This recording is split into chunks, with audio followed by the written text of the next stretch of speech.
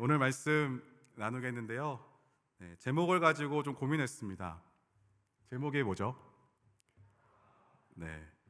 말씀 끝날 때는 우리 모두가 동일하게 내가 아합이다 라고 같이 좀 동의하는 시간이 됐으면 좋겠는데요. 제가 말씀 준비하면서 저의 결론은 내가 아합이다로 끝났기 때문에 이 제목을 정해보았습니다. 여러분 보시기에 저는 무력이 있는 사람 같습니까? 없는 사람 같습니까? 있는 사람이요. 저는 물욕이 굉장히 많은 편입니다. 안 그렇게 보일 수 있지만 저희 아내는 근데 걱정하지 않습니다. 왜냐하면 돈이 없기 때문입니다. 그래서 평소에 저도 어차피 살 수도 없으니까 관심도 별로 안 가지고 생각도 많이 하지 않습니다. 그런데 가끔 꽁돈이 생길 때가 있습니다. 그때는 이것저것 사고 싶은 걸 찾아보다가 제가 사고 싶은 게 딱 꽂히면 기어코 사고 맙니다. 최근에 산 게 뭔지 아십니까?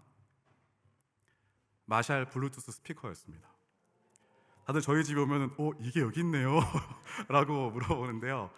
고민하다가 결국에 제가 사고 말았습니다. 제게 물욕이 있다는 증거겠죠. 지난 주일에 교회 앞에 공원에서 어린이 교회 아이들이 남아프리카 공화국 태권도 센터 건립을 위해 플리마켓을 진행했습니다.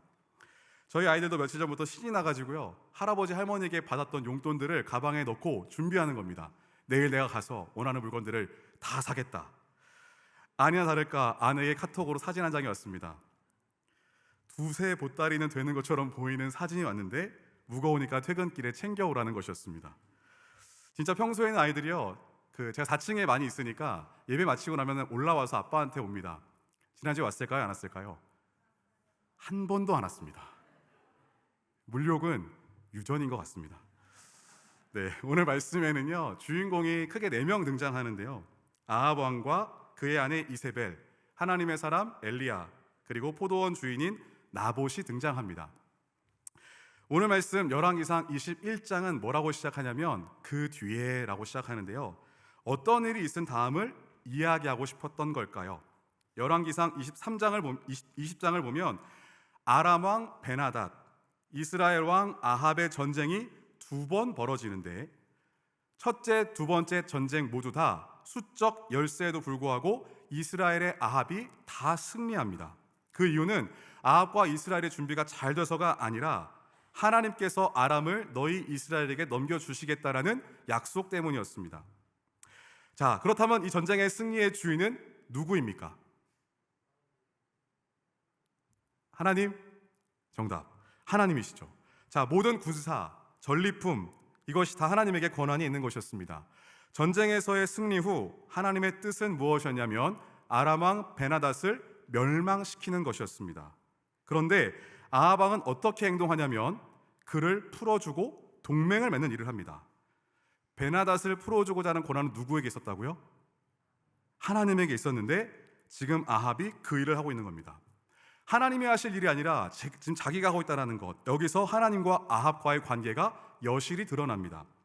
아합은 하나님의 권위도 무시하고 하나님의 명령에 관심도 없고 자기의 뜻대로 하는 것으로 지금 보여지고 있는 겁니다. 하나님은 이 모습을 보시고 예언자를 통해 아합에게 이렇게 말씀하십니다. 20장 42절입니다. 그 예언자는 왕에게 이렇게 말하였다. 주님께서 이렇게 말씀하셨습니다. 내가 멸망시키기로 작정한 사람을 내가 직접 놓아주었으니 너는 그 목숨을 대신하여서 죽게 될 것이고 내 백성은 그의 백성을 대신하여서 멸망할 것이다. 내가 멸망할 사람을 너가 놓아주었으니 그에 대한 대가를 너의 목숨에서 찾겠다라는 이야기였습니다. 자, 이 정도 말을 들었으면 아합은 어떻게 반응하겠습니까? 어떻게 반응해야 될까요? 싹싹 빌어야 됩니까? 그게 정상인 거죠. 근데 43절을 보니까 이렇게 이야기합니다. 마음이 상하여 화를 내면서 사마리아에 있는 자기의 궁으로 돌아갔다라고 하는 겁니다. 왜 그랬을까? 아마 제 생각에는 2번의 전쟁에서 승리에 대한 도취가 있었던 게 아닌가 싶습니다. 왜냐하면 자기의 힘으로 한 것이 아니라 하나님이 승리하셨음에도 불구하고 무언가 내가 한 것 같은 마음이 들었을 겁니다. 여기서 우리가 생각해 봐야 하는 건 우리 인생의 위기가 정말 언제 찾아오느냐라는 것입니다. 우리 인생의 위기는요, 아람의 그 거대한 군대가 들어오는 상황이 아니라, 수적 열세에 있는 상황이 아니라 바로 그 전쟁이 끝난 직후라는 것입니다. 패배가 불보듯 뻔해 보이는 이때 아합 왕의 마음은 아마 무척 두려웠을 겁니다. 이 상황을 해결하고 싶어서 무언가에게라도 의지하고 싶은 마음이 아합에게 있었기 때문에 하나님을 의지하고 신뢰했을 겁니다. 그런데요, 의지하고 신뢰하다가 승리하고 나니까 이제는 정신이 딴 데로 가는 겁니다. 자신의 능력으로 승리한 것처럼 자아도취가 되어서 베나닷을 풀어주고 동맹을 맺는 일을 지금 하고 있는 겁니다. 여러분, 인생의 진짜 위기는 어려운 문제에 있지 않습니다. 진짜 위기는 하나님이 왕이신 것을 잊어버리고 하나님을 의지하지 않고 자신이 왕의 자리에 오를 때 발생합니다. 제 삶을 돌아보니까요, 청년들이 찾아와서 참 어려운 상황들을 상담하고 기도 제목을 나누는데, 이게 내 힘으로 어떻게 도와야 할지 모를 때는요, 정말 의심 없이 바로 기도의 자리로 제가 나아갑니다. 왜냐하면 내 힘으로 할 수 없다는 것을 알기 때문에 그렇죠. 그런데요, 이 문제가 어찌 다 해결되고 나면, 끝이 나면 그 평화가 찾아왔을 때부터 저에게 위기가 찾아옵니다. 이게 문제가 해결됐으니까 좀 쉬자라는 마음이 제게 들어오기 시작하는 겁니다.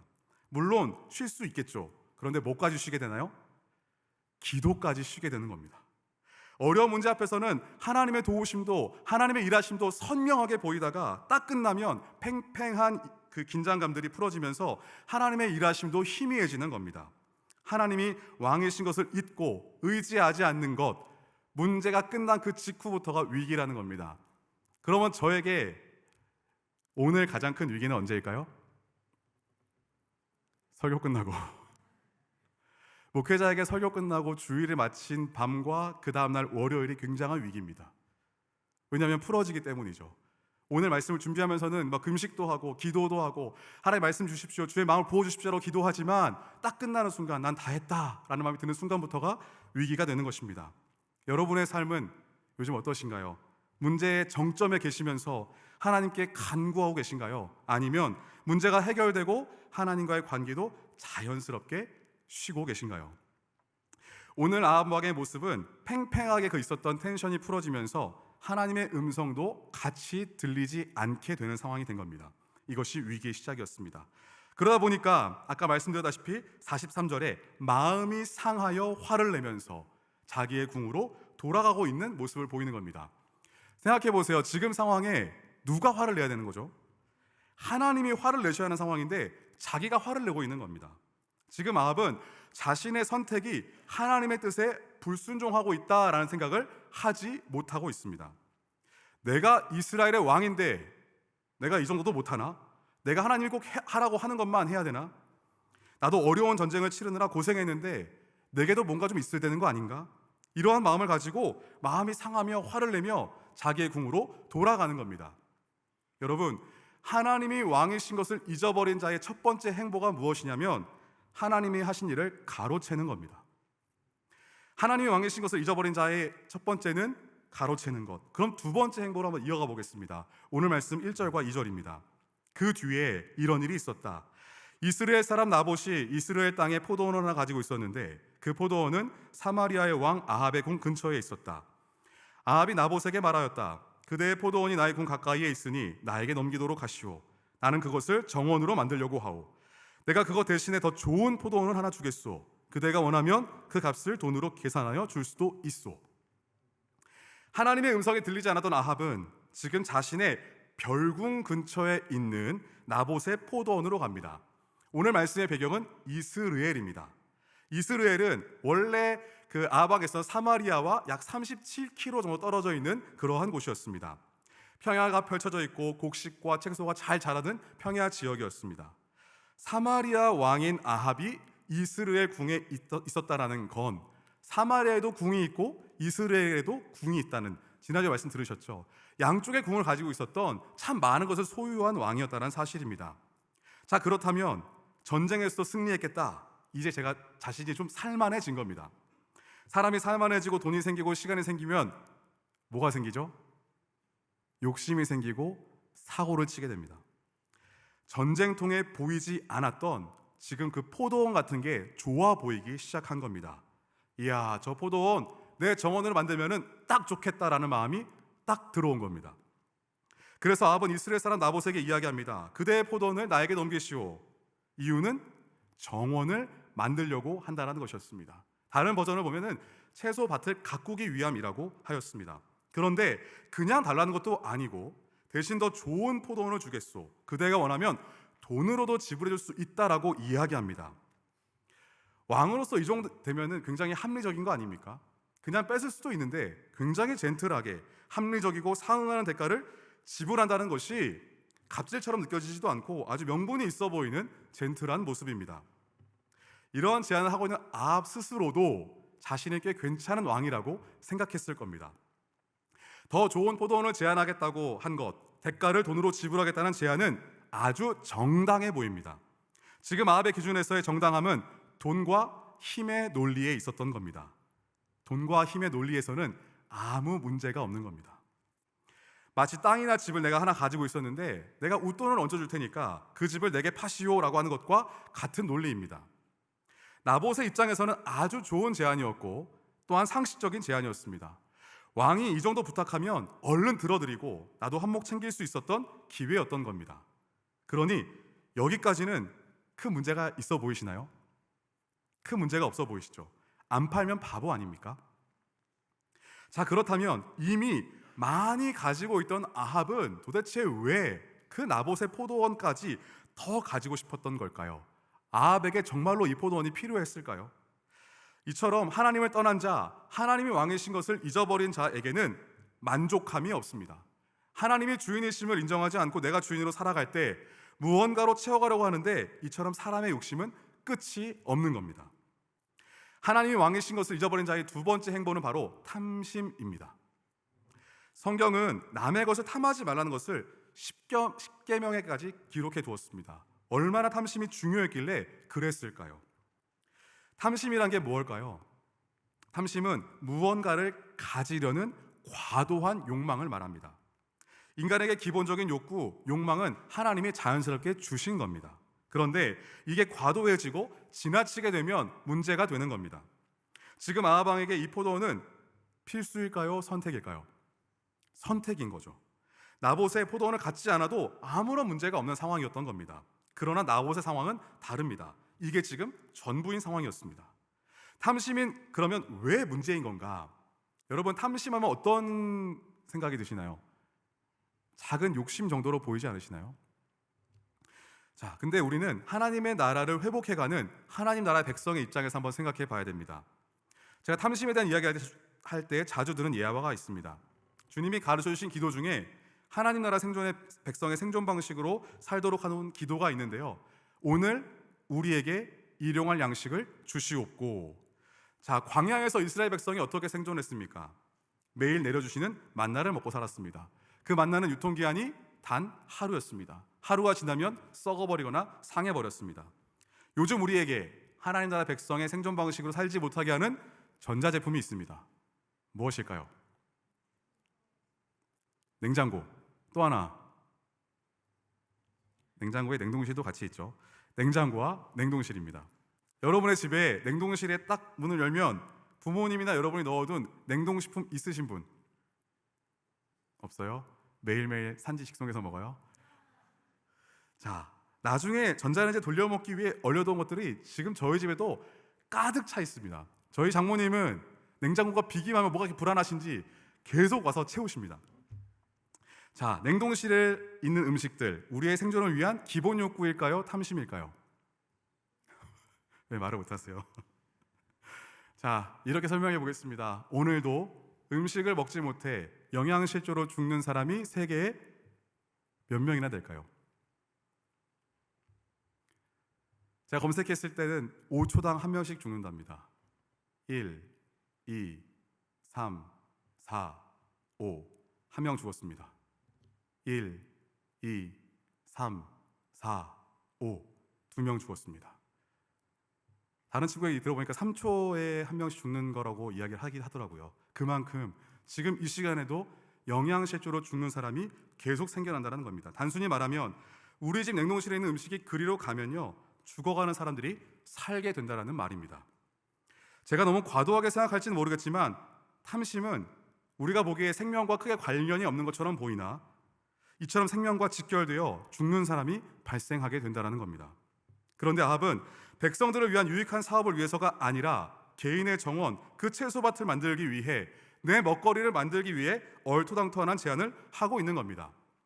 탐심은 이처럼 굶어 죽어나가는 자가 보이지 않게 되고 나밖에 안 보이는 상태가 되는 것이기에 작은 욕심의 차원이 아니라 생명을 죽이고 살리는 차원이라고 우리는 가볍게 여기지 말아야 합니다. 여러분의 삶은 어떠신가요? 생존을 위해 꼭 필요한 것들로만 만족하고 계신가요? 아니면 이미 가지고 있음에도 필요 이상으로 더 가지고 계신가요? 하나님이 왕이신 것을 잊어버린 자의 두 번째 행보는 바로 탐심이었습니다. 그런데 포도원 주인이었던 나봇의 상황은 다릅니다. 포도원을 넘기라는 요청에 나봇은 어떻게 대답했을까요? 3절인데요. 나봇이 아합에게 말하였다. 제가 조상의 유산을 임금님께 드리는 일은 주님께서 금하시는 불경한 일입니다. 나봇은 아합의 제안을 거절합니다. 왕이 합리적으로 보이는 제안을 일개 백성이 거절한다? 왕의 명령 불복종 자체로 나봇은 죽임을 당할 수 있는 상황이었습니다. 그렇다면 어떠한 이유들로 왕의 제안을 거절하고 있는 걸까요? 포도원은 자신의 것이 아니라 조상의 유산인데 이걸 임금님께 드리는 일은 주님께서 금하시는 불경한 일이라고 명확히 이야기합니다. 자, 이 이야기는 레위기 율법에 나오는 이야기인데요. 히브리인들은 땅을 사고 팔 수 없다고 기록되어 있습니다. 레위기 25장 23절인데요. 토지를 영구히 팔지 말 것은 토지는 다 내 것임이라. 너희는 거류민이요 동거하는 자로서 나와 함께 있느니라. 그 당시 토지법은 땅을 혹 빼앗기거나 형편상 다른 사람의 손에 넘겨갔더라도 희년이 되면은 돌려주게 되었습니다. 그 이유는 여호수아에서 보면은 12지파에 땅 분배하는 거 기억나시죠? 우리 지금 매일성경 큐티했던 부분이었습니다. 분배될 때 땅을 제비뽑기로 줬습니다. 이유는 이 땅은 사람의 이해관계로 배정되는 땅이 아니라 하나님이 너에게 주시는 땅이요 은혜의 땅이라는 것을 말하기 위함이었습니다. 히브리인들에게 땅은 단순한 소유물이 아니었고 하나님의 은총과 약속을 붙드는 그 길고 긴 고집이고 싸움이어야 하고 나의 신앙이 걸린 것이 바로 그 토지였다라는 겁니다. 히브리인들에게 토지 개념은 우리랑 다릅니다. 언약을 붙드는 상징이었다는 겁니다. 나봇의 포도원이 우리 조상들의 유산입니다 라는 표현은 이 포도원은 나봇이 어느 날 한몫 딱 챙겨서 얻은 포도원이 아니라 조상 때부터 원칙을 지켜서 물려받고 또 물려받고 물려받으면서 그 언약이 흘려내려온 땅이라는 뜻을 이야기하고 있는 겁니다. 나봇의 입장에서는 유산을 내가 물려받았으니까 내 후손에게 물려주는 것이 책임입니다. 토지를 주신 이유는 그 누구도 굶어 죽지 않게 하기 위해서, 그 누구도 땅이 없어 생존을 못하지 않게 하기 위해서 하시는 하나님의 마음이 가득 담겨 있는 것입니다. 토지가 하나님의 것으로 보존되지 않으면요 우리가 잘 아는 빈익빈 부익부 현상이 자연스럽게 벌어집니다. 거처를 잃고 기본 생존권이 보장되지 않을 수 있습니다. 예를 들어보면 월세를 내면 내가 지금 가게를 하고 있는데 갑자기 주인이 바뀐 상황이 된 겁니다. 그 주인이 나가라고 합니다. 그럼 어떻게 되죠? 나가야죠. 그러니까 그들을 위해 뭐가 필요합니까? 그들을 보호하는 법이 필요한 겁니다. 하나님의 마음이 거기에 있었던 겁니다. 하나님이 땅의 주인이셔야지 희년이라는 법으로 보호해야지 그 생존권이 보장되기 때문에 하나님은 지금 이 말씀을 가지고 법으로 보호하고 계신 겁니다. 나봇은 알았을 겁니다. 내가 지금 여기에서 내가 주신 그 조상의 유산을 내가 팔아 넘긴다면 내 후손이 굶어 죽겠구나, 내 후손이 거처할 곳이 없겠구나라는 이 생명과 직결된 문제에 대해서 나봇은 알고 있었을 겁니다. 그러니까 어떻게 합니까? 자신의 목숨이 지금 위태위태한 상황, 왕의 명령에 불복종하는 상황 속에서도 목숨을 담보로 그 생명을 지키는 일을 하고 있는 겁니다. 여러분, 아우니치 교육 기억나시죠? 아우니치 교육을 저희가 한 6월에 진행하는데요 6월 정도에 3, 4주간의 교육을 받게 됩니다. 그런데 교육에 참석하는 사람, 참석하지 않는 사람으로 나눠집니다.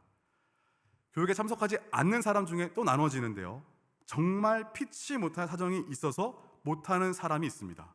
그들을 위해 저희는 뭘 하냐면 영상으로 촬영을 합니다. 그리고 영상을 보게 하고 페이퍼를 내게 합니다. 그런데 한번 이런 이야기를 전달해 들었습니다. 어차피 우리 전사님들은 다 이해해 주시고 나중에 영상 보고 페이퍼 하나 써가면 그만이야 라는 이야기를 들었습니다. 여기 안 계시잖아요. 왜 이렇게 조용하죠?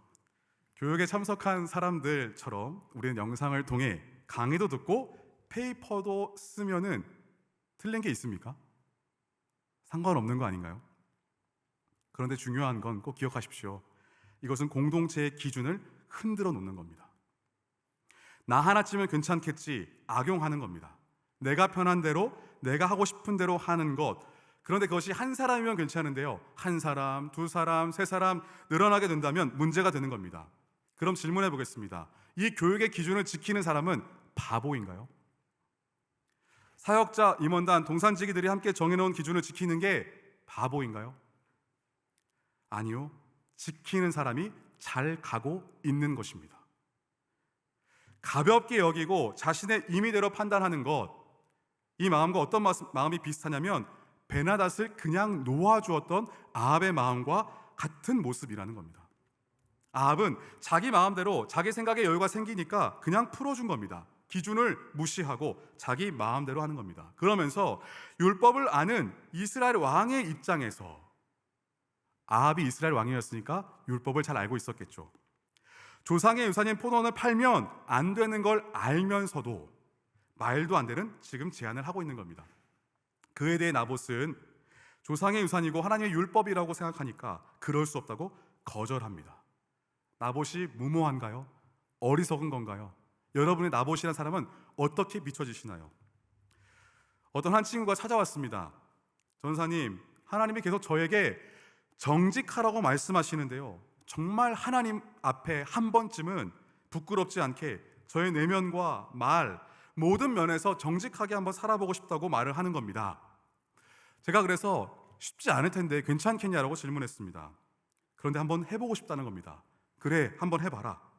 사람들에게 자신의 마음속에 솔직한 이야기를 나누고 하나님이 주신 마음을 지체에게 전하기도 하고 공동체 내 어려움을 이야기하기도 하고 또는 기준을 세워서 이렇게 하지 말자, 말씀대로 하자, 그렇게 율법주의처럼 보이는 행동을 하기도 합니다. 여러분, 이러한 친구가 주위에 있으면 어떻겠습니까? 너무 좋을까요? 대환영입니까? 불편해지는 겁니다.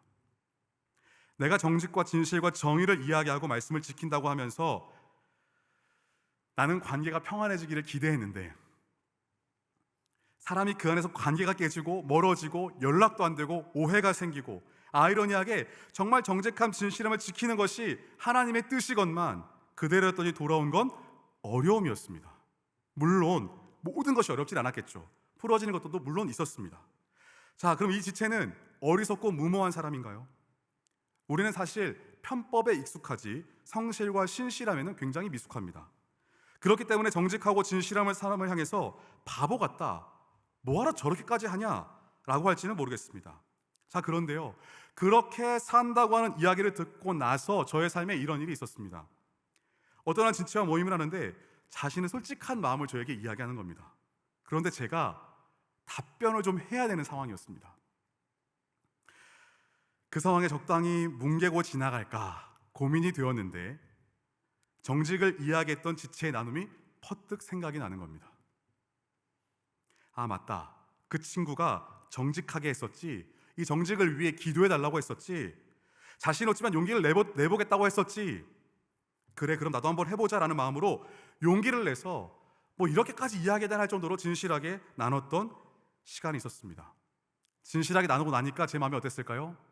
불안합니다. 왜냐하면 제가 지금까지 잘 참아왔던 이야기였거든요.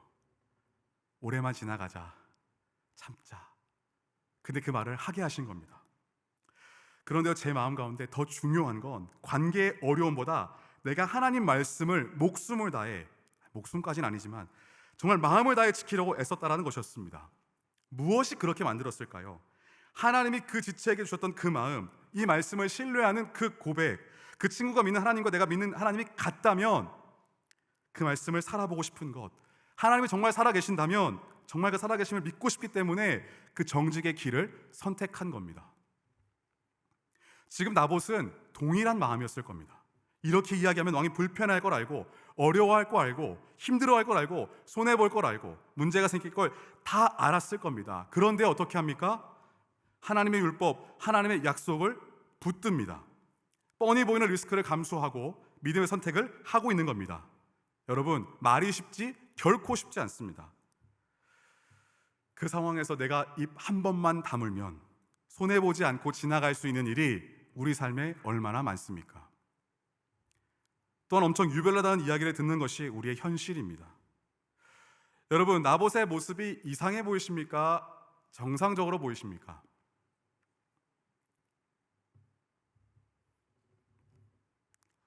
이상해 보이죠?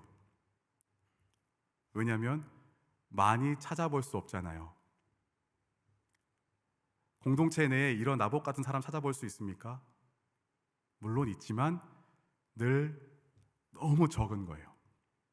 그러니까 나봇이라는 사람이 정상적으로 보이지 않을 수 있다는 겁니다. 지금 절호의 찬스였는데 그 기회를 하나님의 언약 때문에 발로 차버리는 겁니다. 결코 쉽지 않은 그 상황을 결정한 겁니다. 자, 그런데 이 일이 우리에게 울림을 주는 것은 뭐냐면, 찬스를 잘 잡았다고, 이 기회를 놓치지 않았다고, 그게 성공이고 승리고 잘된 일이라고 살아가는 우리에게 나봇은 정반대의 길을 가고 있기 때문에 울림을 줄 수 있는 겁니다. 여러분, 그리스도인은 많이 가진 것으로 자랑하는 사람들이 아닙니다. 그걸 부끄러워할 수 있어야 됩니다. 아니죠. 잘 사용하고 있지 못하다면 부끄러워할 줄 아는 것이 진짜 그리스도인입니다. 이때가 어떤 시대입니까? 온 나라가요, 우상숭배, 그 바알신을 섬기는 우상숭배가 아주 팽배했던 시절이었습니다. 그러니까 몇 주 전에 이야기했던 갈멜산에서 전부 850명의 우상숭배 선지자들이, 제사장들이 목베임을 당한 구절이 있었죠. 나라가 얼마나 도탄에 빠졌는지, 그 피비린내가 진동하는 이 배경 속에서 백성들이 얼마나 마음이 굳어졌는가 꿈쩍도 안 하는 겁니다. 하나님이 그렇게 자비를 베풀어도 회개하지 않는 시대를 살아가고 있는 것이었습니다. 그런데 그 시대 속에 이러한 나봇 같은 사람이 발견되어지고 있는 겁니다. 나봇의 포도원. 나봇은 하나님의 율법을 정말 믿었고 순종했습니다. 그에 반해 아합은 이걸 모르지 않았을 텐데 이렇게 빼앗으려고 하고 있는 겁니다. 아합의 탐심은 멈출 줄 모르는데요, 여기서 나봇은 자신에게도 있었을 탐심을 하나님의 언약으로 이겨냅니다. 이 강력해 보이는 탐심을 이처럼 해결할 수 있다는 것을 오늘 성경은 나봇을 통해서 명확히 증명해 보이고 있는 것입니다. 그런데 만약 왕이라면 그냥 힘과 권력으로 빼앗을 수 있었을 텐데 왜 뺏지 않았을까요? 이스라엘 왕으로서 율법을 알고 있었으니까 이게 아니라는 걸 본인도 알았을 겁니다. 그리고 어른이 코 묻은 돈을 뺏는 느낌이었을 겁니다. 왕으로서의 명분, 체면에 어울리지 않았던 거죠. 이 상황에서도 자신의 체면이 중요했던 겁니다. 그러니까 아합은 나봇으로 인한 거절감이 너무 커져서요, 분노합니다. 오늘 말씀 4절입니다. 아합은 이스라엘 사람 나봇이 그 포도원을 조상의 유산이라는 이유로 양도하기를 거절하였으므로 마음이 상하였다. 화를 내며 궁으로 돌아와서 침대에 누워 얼굴을 돌리고 음식도 먹지 않았다. 자신의 제안이 거절당한 이유로 마음이 상하고 화를 냈다. 이 이야기 어디 나왔었죠? 맨 처음에 베나닷을 살리고 동맹 맺었을 때 화를 내시니까 자기가 더 화를 내는 장면에서 같은 표현을 씁니다. 마음이 상하고 화를 내며 궁으로 돌아와 음식을 먹지 않았다. 이 얘기를 또 하고 있는 겁니다. 하나님도 무시했고 하나님의 율법도 지금 무시하고 있는 겁니다. 하나님이 없으면요, 내가 중요해지는 겁니다. 아합은 왜 이리 화가 나고 마음이 상했을까요? 내가 원하는데 못 가죠? 내가 이스라엘의 왕인데, 그리고 정당하게 지불한다고 했는데 내가 이만큼 양보했는데 왜 이래? 다 내 기준이고 내 중심입니다. 나한테 안 맞으면 화가 나고 못 견디는 겁니다. 뭔가 잘 삐치고 마음이 상했다는 걸 보니까 제 생각엔 I가 분명한 것 같습니다. 그리고 F가 있는 것 같습니다. 그리고 무계획적인 걸 보니까 P인 것 같습니다. 인프필까요? 이프필까요? 근데 저랑 굉장히 비슷한 걸 좀 많이 보는 걸 보니, 네, 아합과 닮은 모습이 묵상하는 내내 너무 많이 보여가지고, 네, 왜 아합이 이해가 될까? 그런 질문을 많이 했던 것 같습니다. 지금 나봇을 아합은 내 말 안 듣는 사람, 나에게 배반한 사람, 나에게 반대하고 거절한 존재로 여기고 있는 겁니다. 5절입니다. 그러자 그의 아내 이세벨이 그에게로 와서 무슨 일로 그렇게 마음이 상하여 음식까지 들지 않는지를 묻습니다. 대체 뭐 때문에 이렇게까지 하냐고 아내가 와서 묻는 겁니다. 뭐라고 대답했을까요? 6절입니다. 왕이 그에게 대답하였다. 내가 이스라엘 사람 나봇에게 그의 포도원을 내게 넘겨주면 그 값을 돈으로 계산해 주든지 그가 원하면 그 대신 다른 포도원을 주든지 하겠다고 했는데 그는 자기의 포도원을 내게 줄 수가 없다고 하였소. 그 때문이요. 뭐 좋은 이야기라고 이 창피한 이야기를 창피한 줄도 모르고 고자질하는 것처럼 그 나봇의 거절에 대한 이야기를 아내에게 하고 있는 겁니다. 여기서부터는요, 그 말이 문제입니다. 하나님이 왕이신 것을 잊어버린 자의 세 번째 행보는 바로 말입니다. 입술의 분별, 지금 이 말을 해야 되는 것과 하지 말아야 되는 것을 분별했어야 되는데 아합은 분별이 안 되니까 그냥 다 쏟아낸 겁니다. 그런데요, 좀 이상합니다. 3절과 6절이 비슷한 말을 하는 것 같은데 전혀 다른 이야기를 하는 것처럼 보여집니다. 3절은 제가 조상의 유산을 임금님께 드리는 일, 그것을 주님께서 금하시는 불경한 일입니다라고 명확하게 나봇이 이야기했습니다. 6절을 보니까 그 표현이 다 빠져 있는 겁니다. 그냥 아주 단순하게 내가 나봇에게 포도원 달라고 했는데, 내가 더 좋은 걸 준다고 했는데, 내가 돈으로 준다고 했는데 거절했어, 이 얘기만 하고 있는 겁니다. 자, 그러니까 아합은 지금 자기 입장에서만 또 이야기하고 있는 겁니다. 여기서 두 가지 생각이 들었는데, 아합은 의도적으로 나봇의 말을 뺐던 것일까, 아니면 마음에 하나님의 말씀을 붙들고 순종하는 걸 너무 가볍게 여기는 덕분에 무의식적으로 그렇게 했는지 하는 생각이 들었습니다. 그런데 후자의 경우가 오히려 무서운 거구나 라는 생각이 든 겁니다. 사람의 이야기는 한쪽만 들어보면 될까요? 양쪽 다 들어봐야 될까요? 제가 보니까요, 양쪽 얘기 들으면 큰 문제 없는 경우가 너무 많습니다. 이 사람도 이 사람이 이상하다, 이 사람도 이 사람이 이상하다, 그렇게 이야기하는 경우가 너무 많은 겁니다. 그런데 지금 한쪽 이야기만 들은 이세벨의 입장에서, 이세벨은 시돈의 딸이었잖아요. 이방 여인이었습니다. 그러니까 여호와의 율법을 잘 알지 못하는 상황이었고, 그러다 보니까 이게 어떻게 들려졌을까요? 뭐 율법에 대한 이야기도 하지 않았고 율법을 모르니까요, 일개 백성이 왕의 명령을 거절했어? 그냥 뺏을 수도 있는데 우리 왕께서 대가를 준다고 하는데도 거절해? 결코 이해가 되지 않는 상황에 이세벨이 지금 있는 겁니다. 여러분, 말이라는 게요, 이렇게 위험합니다. 양쪽 이야기 들어오면 다 이해가 되는데 한쪽 이야기만 듣고 분별하지 못하는 겁니다. 이 말씀 붙들고 기도하는데 우리 공동체에는 어떤 말들이 오가고 있을까를 생각해 봤습니다. 만나면 하나님 이야기만 하시죠? 하나님 사랑한다, 예수님 너 만나고 싶다, 섬기고 싶고 나누고 싶고 서로 지지해주고 싶고 격려해주고 싶고 기도해주고 싶고 이런 말들 많이 하시죠? 네, 저는 말하는 게 너무 재밌습니다. 얼마나 말을 많이 하고 싶은지, 특히 누군가에 대한 가십거리 나오면 시간 가는 줄 모르고 이야기를 하고 있는 저를 발견합니다. 제가 한번 누군가에 대한 질문이 와서 답을 했는데요, 그것 때문에 곤혹을 당한 적이 있습니다. 이 사람이 얘기 안 할 줄 알았는데 얘기한 겁니다. 와, 그래서 다시 가서 사과를 했던 적이 있습니다. 한 번은 기도 중에 타인에 대한 이야기나 판단, 쉽사리 내가 험담은 이제 그만해야겠다, 하나님이 기뻐하시지 않는 것 같다, 마음을 굳게 먹고 시작했는데요, 제 자신이 할 말이 없는 걸 보고 굉장히 놀랐습니다. 와, 얼마나 많이 하고 살면 할 말이 없을까. 그래서 이 말씀 붙들고 기도할 때가 참 많은데, 시편에 보면 여호와여 내 입에 파수꾼을 세우시고 내 입술의 문을 지키소서. 여러분, 이제부터 한번 다시 모임의 자리에서 생각하셔야 됩니다. 내가 어떤 말을 하기를 즐거워하는 사람인가? 어떠한 말들을 나누고 있는가? 혹여나 판단하고 정죄하고 비판하고 있다면 부메랑이 되어서 돌아올 수도 있고요, 우리 공동체 서로 아프게 다치게 할 수 있는 겁니다. 여러분, 아합이 아내 이세벨의 이 성격 몰랐을까요? 내가 이야기하면 이세벨이 움직일 걸 알았을까요? 몰랐을까요? 알았겠죠. 알면서 지금 이야기하는 겁니다. 이렇게 이야기하면 가만히 안 있을 걸 알고 이세벨을 통해서 자신이 원하는 것을 취하려고 아주 비겁하고 치사하게 하고 있는 겁니다. 지금 상황은 아합이 이세벨에게 불을 붙였습니다. 7절을 보니까 그러자 그의 아내 이세벨이 이렇게 말합니다. 당신은 현재 이스라엘을 다스리는 임금님이 아니십니까? 일어나셔서 음식을 드시고 마음을 좋게 하십시오. 내가 이스라엘 사람 나봇의 포도원을 임금님의 것으로 만들어 드리겠습니다. 당신이 현재 이스라엘의 왕인데, 이세벨은 지금 이 모든 것을 힘과 권력의 논리로 바라보고 있는 겁니다. 최고 권위자가 왜 이러고 있냐? 당신에게 힘이 있는데 왜 이러고 있냐라고 하는 겁니다. 이세벨이 누구라고 했죠?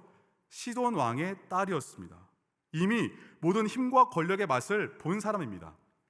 우리 아빠가 다 하던데, 그렇게 우리 아빠가 다 내가 하고 싶은 거 다 해줬었는데, 못하는 게 없었는데 왜 이 쉬운 일을 가지고 힘없이 마음에 상해 있는 걸 보니까 답답했던 겁니다.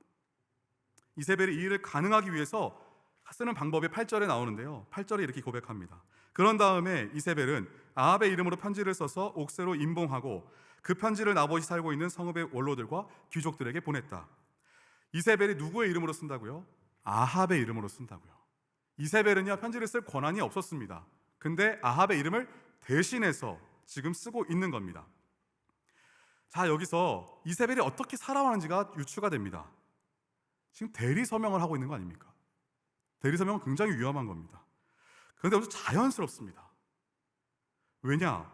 마치 아버지의 서명을 자신이 평생 해왔던 것처럼, 또한 아합의 사인도 이전에 했던 것처럼 그렇게 하고 있는 겁니다.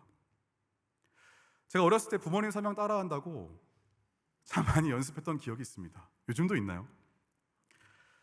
그런데 꼭 서명을 해놓고 나면은 뭔가 좀 다른 것 같고, 뭔가 좀 어색해 보이고, 왠지 걸릴 것 같고, 그런 마음이 제 안에 있었습니다.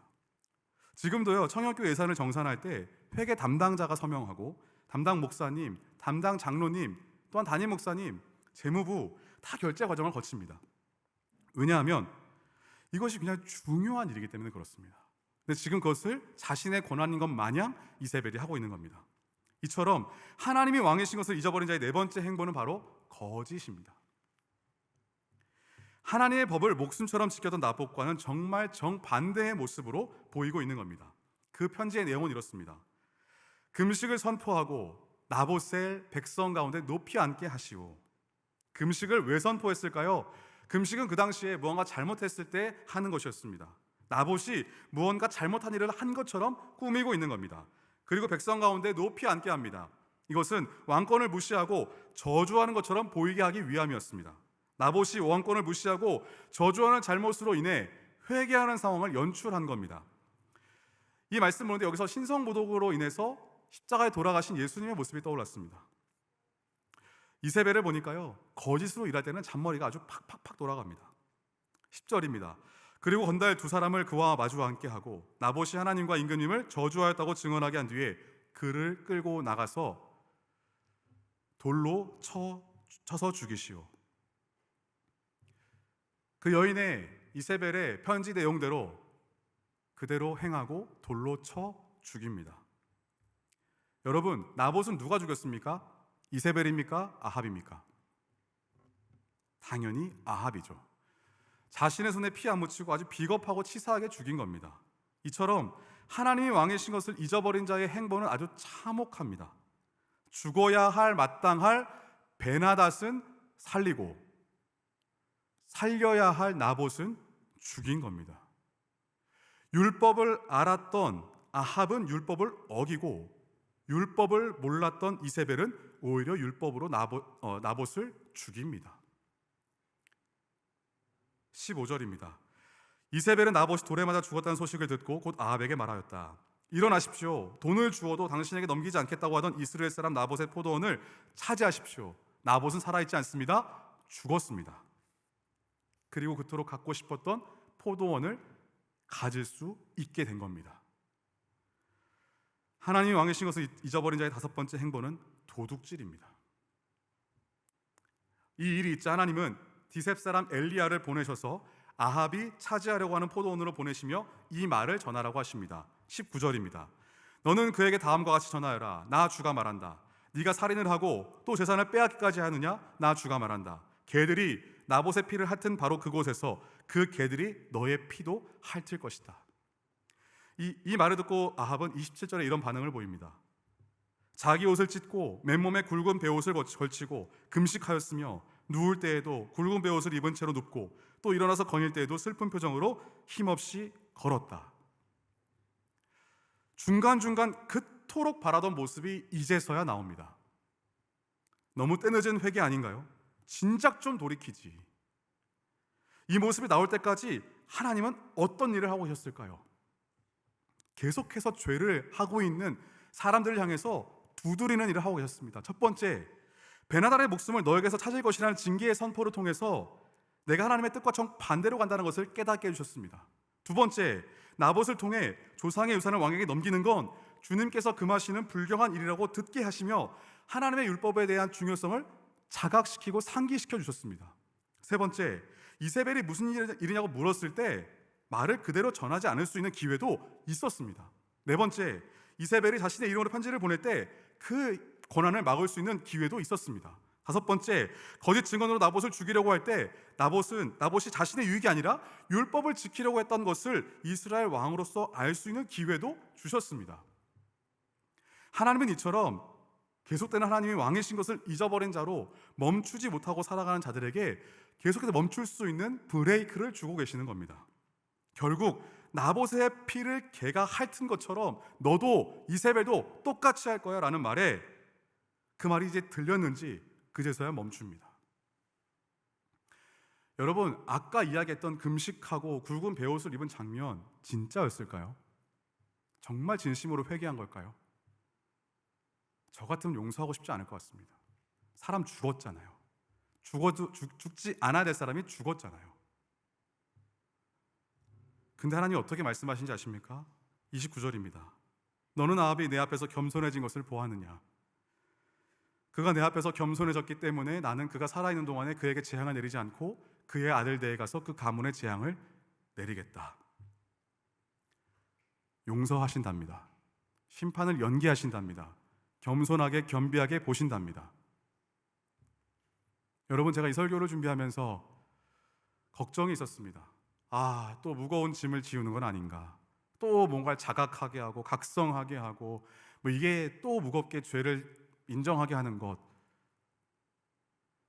그것은 회개의 두려움이요 무거움입니다.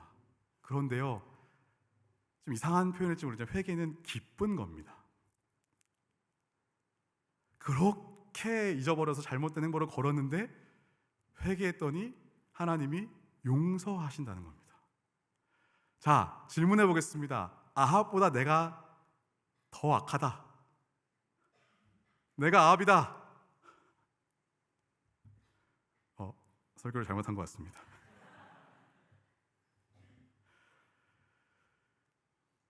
그런 아합을 용서하셨답니다. 그것이 우리에게 위로요, 힘이요, 다시 하나님께 돌아갈 수 있는 소망입니다. 그래서 제가 준비하면서 제 마음에 무거움도 있었지만 그 기쁨을 소망으로 선포하고 싶었습니다. 그래서 결단 찬양도 느린 거 안 하고 밝은 거, 빠른 거 하고 싶다 라는 마음이 들어서 이 찬양을 준비했는데요, 같이 나와서 우리 찬양 같이 빛으로 비추시니라는 찬양하면서 하나님께 함께 나아가겠습니다. 여러분, 오늘 이 말씀을 우리 공동체에게 왜 주셨을까요? 저는 첫 번째, 우리의 죄악을 드러내기를 정말 원하신다는 생각이 들었습니다. 제가 2주 전에 이명재 목사님 통해서 그때 위지데이 할 때 본문이 빌립보서 2장이었는데요, 그 말씀을 오전 LTC 시간에 묵상하면서 제가 발견했던 것이 있었습니다. 저는 제법 하나님 말씀 잘 지키고 살고 있다라고, 왜냐면 큐티도 맨날 하지, 동행일기도 맨날 안 쓰죠, 동행일기도 쓰지, 제자훈련도 맨날 그렇게 하지.